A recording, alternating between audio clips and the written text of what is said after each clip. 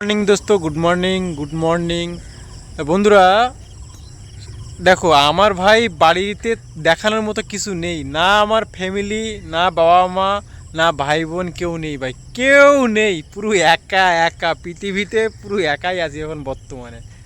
তা কি দেখাবো তোমাদেরকে বলো, আমার ডেইলি লাইফে কি দেখাবো? আর আমার লাইফটা খুবই বোরিং ফিল।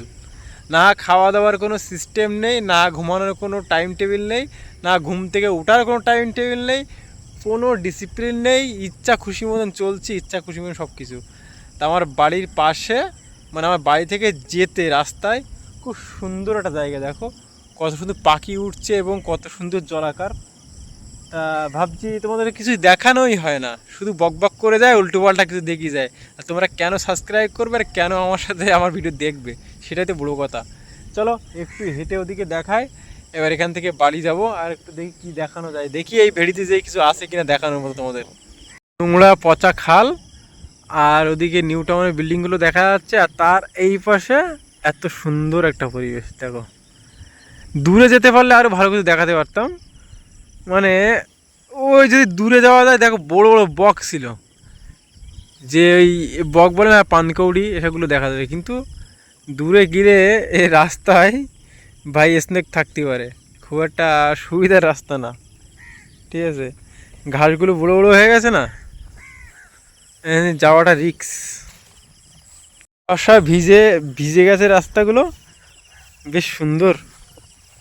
দেখো বন্ধুরা, কত সুন্দর জায়গা, বহুদিন পরে এরকম মাছের ভেড়ি দেখছি। দিন পরে, প্রায় কত বছর বলবো, ধরে নাও 10-15 বছর পরে মনে হয় এরকম মাছের ভেড়িতে হাঁটছি। সেই গেছিলাম কি বলে তোমার ওই, আরে বন্ধুদের নামগুলো ভুলে যাচ্ছি।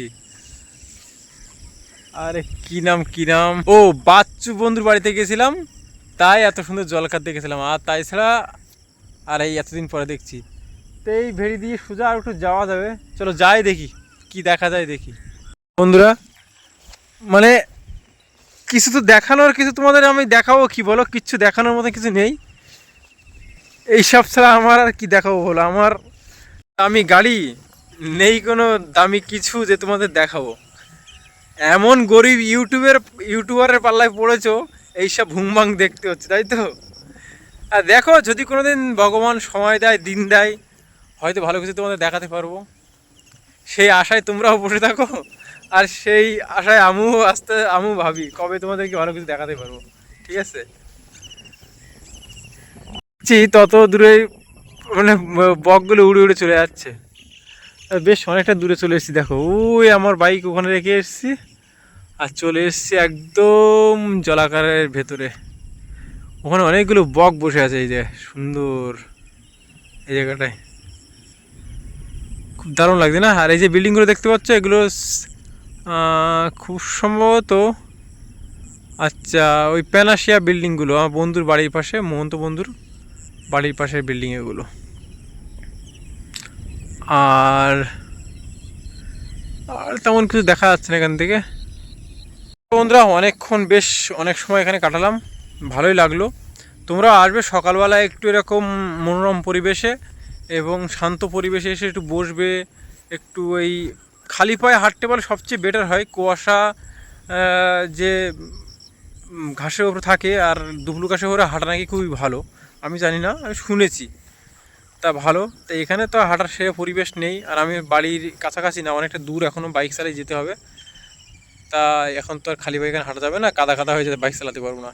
চলো দেখি বাড়ির দিকে যাই, একটু ঘুমাই, বিশ্রাম নেই। বাড়ি পৌঁছালাম, বাড়ি পৌঁছে একটু ফ্রেশ হলাম, হাত মুখ ধুলাম, ধুয়ে এখন যাব হলো আমার যে ব্ল্যাক হর্স, আমার যে বাইক, ওকে একটু জামা পরাতে। এখানে মাঝে মাঝে এখন বৃষ্টি হচ্ছে না, হঠাৎ করে বৃষ্টি আসছে, আর বৃষ্টিতে যখন বাইকের সেন্ট ভিজে যাবে না, পুরো বাইকের সেন্টটা শেষ, নষ্ট হয়ে যাবে। চলো ওকে জামাটা পরিয়ে দিয়ে আসি। তো এই যে একে জামা পরিয়ে দিয়েছি, আর আমার ব্ল্যাক হর্স এখানেই থাকে সব সময়। আর যখন এলো রাস্তা, কিরে, হ্যাঁ, কারেন্ট থাকে না, বাড়িতে ইলেকট্রিক চলে যায়, তখন ঘরে খুব গরম থাকে না, গরম লাগে এই গরমের সময়। তা এক একজন এক একটা জায়গায় বসে, কিন্তু তা আমি বসি এই জায়গাটায়, পাশে যে দোকান, মানে আমার যে বাড়িতে থাকে যে মালিক, সেই মালিকের দোকান। আর এইখানটায় এই যে ছোট্ট বসার জায়গা, এখানটায় বসি। বেশ অনেকক্ষণ বসলাম, সকালবেলা বসে ভালো লাগে। আর এখানে বসলে কী হয়, চারিধারে তুমি পাখির ডাক, মোরকের ডাক এসবগুলো শুনতে হবে, বেশ ভালো লাগে। আমার এই কারণেই গ্রামটা ভালো লাগে, গ্রাম ছেড়ে যেতে ইচ্ছা করে না। আর দেখো ফুল, সাদা ফুল, গাছগাছালি প্রচুর পরিমাণে ভর্তি, মানে এটা গ্রাম বললেও ভুল। এর মধ্যে বেশি দূর না, মানে 5 মিনিট লাগবে তোমার, মানে 2 থেকে 2.5 কিলোমিটার মনে হয় নিউ টাউন। কেষ্টপুর বাজার মনে হয় এখান থেকে 3 কিলোমিটার। আর মেন প্রপার কলকাতা হয়তো 15 কিলোমিটার এখান থেকে, যে ধর্মতলা যেতে গেলে 15 কিলোমিটার এরকমটা পথ। তো এটা গ্রাম না, মানে গ্রামের মধ্যে পড়ে গেছে। একটা সময় গ্রাম ছিল, এখন হট করে নিউ টাউনটা হয়ে তারপরে এখানে পরিবেশটা চেঞ্জ হয়ে গেছে।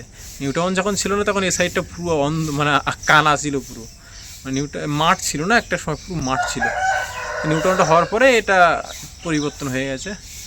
চলো এখন ঘুমাতে হবে, ব্রেন ঠিকঠাক কাজ করছে না, জানি না কবে এই পরিস্থিতি থেকে নিজেকে বার করতে পারবো, আর নিজেকে পরিবর্তন করতে পারবো, নিজের ভালো কিছু তোমাদের জন্য দেখাতে পারবো, ভালো বাবা মাকে এক জায়গায় নিয়ে এসে একটা শান্তিপূর্ণভাবে থাকতে পারবো, কবে জানি না, ভগবান জানে। আর ব্রেন ঠিকঠাক কাজ করে না, তার কারণ হলো মানে সবারই রাত্রে যদি না ঘুমাতে পারো, রাত্রে ঘুমটা সবচেয়ে বড় জিনিস। আর রাত্রে তোমার ডিউটি নেই বেশিরভাগ, দিনে ডিউটি কম নেই, আর রাতে না ঘুমালে খুব সমস্যা, খুব সমস্যা, খুব ক্ষতি হয়। চলো একটু ঘুমাই নেই, বিশ্রাম করি। দেখো মোরগ ডাকছে, বিশ্রাম করে উঠে তারপরে বেরোবো তোমাদের জন্য বিকেলে কিছু দেখানোর জন্য। চলো ঘরে যাই, ঘুমিয়ে পড়ি। চলো গুড নাইট।